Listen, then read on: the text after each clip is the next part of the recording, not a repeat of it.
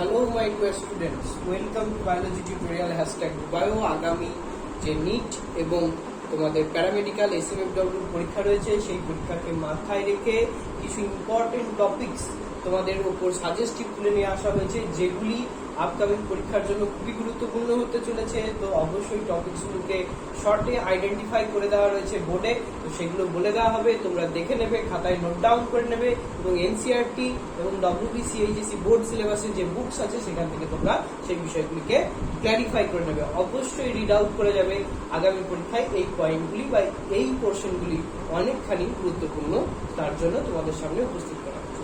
প্রথমে এই পোর্শনটুকু, অর্থাৎ আমরা এই ধারে যে টপিকটা, রাইট সাইডে যে টপিকটা রয়েছে সেটি হচ্ছে SRFP, এই চ্যাপ্টার থেকে। এটা হচ্ছে sexual reproduction in flowering plants, সম্পূর্ণ NCERT বেস, যেটি CBSE বোর্ড বা NTA ন্যাশনাল টেস্টিং এজেন্সি অনুমোদিত যে কন্টেন্টগুলো পরীক্ষার কোশ্চেন এসে থাকে সেই সম্বন্ধিত আলোচনা রয়েছে, যেখানে আমরা প্রথমেই আজকে তুলে ধরেছি female gametophyte originate from the MMC, it's mean megaspore mother cell, and after development it's converted to functional megaspore or and other three degenerate cells, অর্থাৎ এই সেলগুলো ক্ষয়প্রাপ্ত বা বিনষ্ট হয় এবং একটা যে ফাংশনাল মেগাস্পোর থাকে সেটি পরবর্তীকালে ফিমেল গ্যামেটোফাইটে রূপান্তরিত হয়। যদি মনোস্পোরিক ডেভেলপমেন্ট ঘটে, একটি থেকে রূপান্তর ঘটে। তো পরবর্তীতে এটি আরো ডেভেলপমেন্ট হয়, তৈরি হয় এমব্রায়ো স্যাক, যে এমব্রায়ো স্যাক সাধারণত 8 নিউক্লিয়েটেড and 7 সেল হয়ে থাকে। কেন 8 নিউক্লিয়েটেড এবং 7 সেল? 8টা নিউক্লিয়াস থাকছে, 7টা সেল থাকছে, তখন 3টে অ্যান্টিপোডাল সেল, এখানে দুটো পোলার নিউক্লিয়াই থাকে, পরবর্তীকালে ফিউজড হয়ে একত্রিত হয়ে তৈরি করে ডেফিনেটিভ নিউক্লিয়াস। অর্থাৎ এখানে দুটো নিউক্লিয়াস আছে কিন্তু একটি রূপে এখানে থাকছে, সেজন্য এটা 7 সেলে রূপান্তরিত হচ্ছে। আর নিচের দিকে থাকছে পুনরায় 3টে, অর্থাৎ এগ অ্যাপারেটাস এর মধ্যে থাকছে 1 এগ and 2 সাইনার্জিডস। তাহলে আমরা এখানে পাবো 3টে, দেন আমরা পাবো 2টো, দেন পাবো 3টে। এটা প্লাস করলে আমরা টোটালি পাচ্ছি 8 nucleated, but 2 are fused. When 2 are polar nuclear fused is called one cell, but this was it is 8 nucleated and 7 cell. Next points of view, 3 kinds of pollination are in NCERT base, only 3 kinds of pollinations রয়েছে, সেগুলো কি কি আমরা দেখে নিই। First one autogamy, it's mean same flower, 2 flowers are here in autogamy, one is the chasmogamos and another the clistogamos. Clistogamos one of the important, it's mean close the flower, আর বদ্ধ পরাগযোগ করতে সাহায্য করবে, ফুলটা বদ্ধ প্রকৃতির থাকবে। দেন থাকছে গেইটেনোগ্যামি, অর্থাৎ another flower on same plant, একই গাছের অন্য ফুলের মধ্যে ঘটলে গেইটেনোগ্যামি আমরা বলতে পারি, it's called the neighbours marriage. Next পাচ্ছি আমরা xenogamy, in different flower different plants. Xenogamy it's mean the different plants. Another one, the agents of pollination. Agents of pollination are mainly 2 kinds, but mainly 2 types. One is the biotic, another the abiotic. In biotic form, all kinds of zoophilies. In abiotic form, the 2 are here. One is the wind, another the water. Wind is anemophily, water is hydrophily.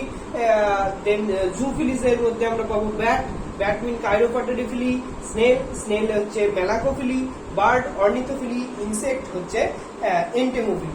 তো অবশ্যই এই বিষয়গুলোর explanation with examples views in NCERT, so read fast and topics are important, অবশ্যই দেখে যাবে।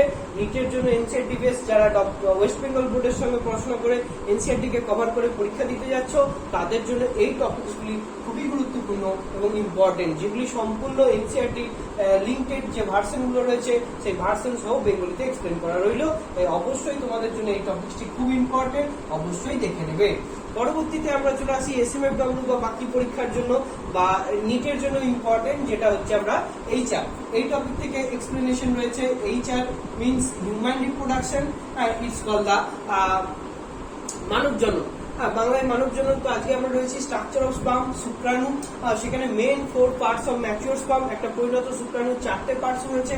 সেগুলি কি কি? ফার্স্ট ওয়ান আমরা যদি দেখি head, then neck, then body and tail. 1 2 3 and 4, it's 1, it's 2, it's 3, it's 4।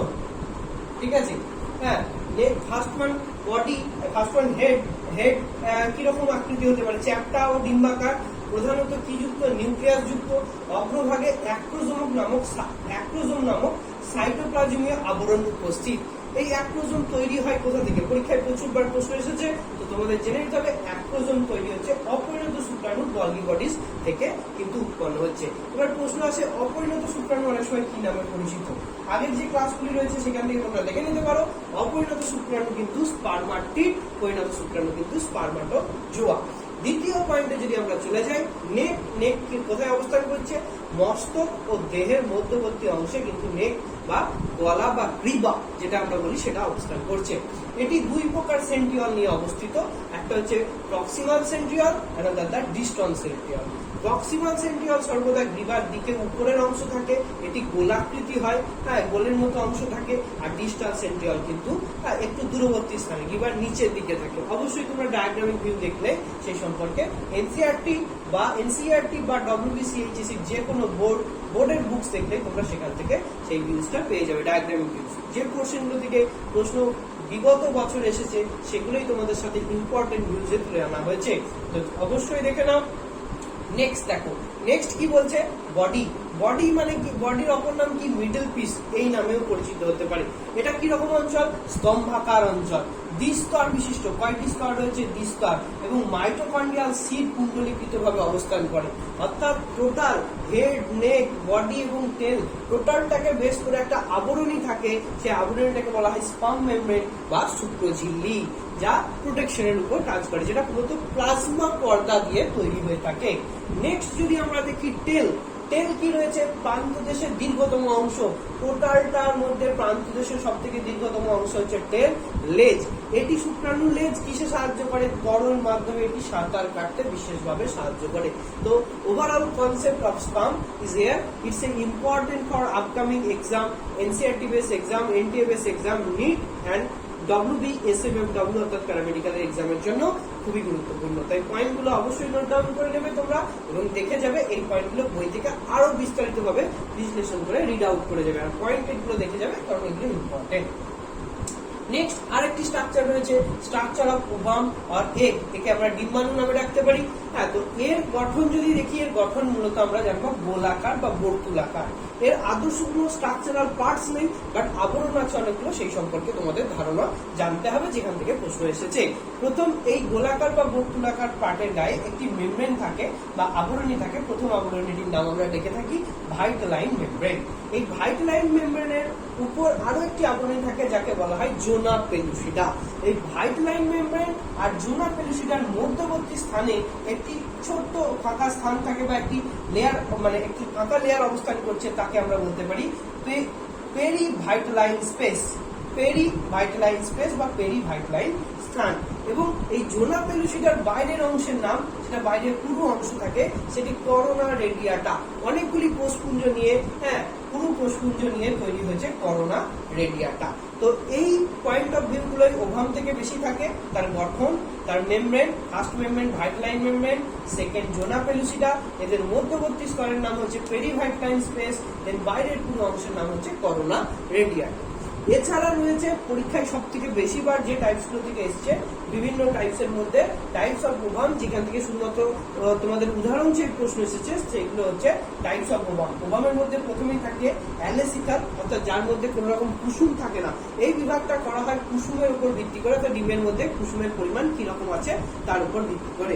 প্রথমেই থাকছে অ্যালেসিকাল, অর্থাৎ মানুষ, এখানে কোনো রকম কুসুম থাকে না। তারপরে টেলোলেসিকাল, অর্থাৎ অ্যাম্ফিবিয়া, আর উদাহরণে আমরা নিতে পারি অ্যাম্ফিবিয়া অর্থাৎ ব্যাং, এই জাতীয় স্যালামান্ডার উদাহরণে আসবে। আর ম্যাক্রোলেসিকাল, এটা পলিলেসিকাল নামেও পরিচিত, এখানে আমরা সরীসৃপ ও পক্ষী বলে রাখি। পক্ষীর ক্ষেত্রে কিন্তু মায়োলেসিকাল উদাহরণ হয়ে থাকে, তো অবশ্যই তোমরা সেটি একটু ভালোভাবে নজর দেবে। তো এই ছিল আজকে তোমাদের ইম্পর্টেন্ট টপিকস, যেটি SRFP অর্থাৎ সেক্সুয়াল রিপ্রোডাকশন পাওয়ারিং প্ল্যান্ট, সপুষ্পক উদ্ভিদের যৌন জনন, যেটি NCERT বা NTA বেসের যে লাইনিং ভিউজ আছে, ইম্পর্টেন্ট লাইনিং ভিউজ গুলো তোমাদের সামনে উপস্থাপিত করা হয়েছে, বলে দেওয়া রয়েছে, এবং সেগুলো তোমরা বাড়িতে আরো একবার বইয়ের থেকে মিলিয়ে নিয়ে ভালোভাবে রিভাইজ করে যাও। কুইক রিভিশনের জন্য ক্লাসটি তৈরি করা হচ্ছে। তো অবশ্যই তোমাদের এই জাতীয় ক্লাসগুলোকে আরো ভালোভাবে পেতে বা দেখতে কি করতে হবে, লাইক বাটন প্রেস করতে হবে এবং বন্ধু বান্ধবদের সাথে তোমাদের বিভিন্ন ফ্রেন্ডস গ্রুপে একটু ভিডিওটি শেয়ার করে দিতে হবে। যদি টোটালটা দেখতে পাও, কথাগুলি শুনতে পাও, ভালো লেগে থাকে তো অবশ্যই please like and share it.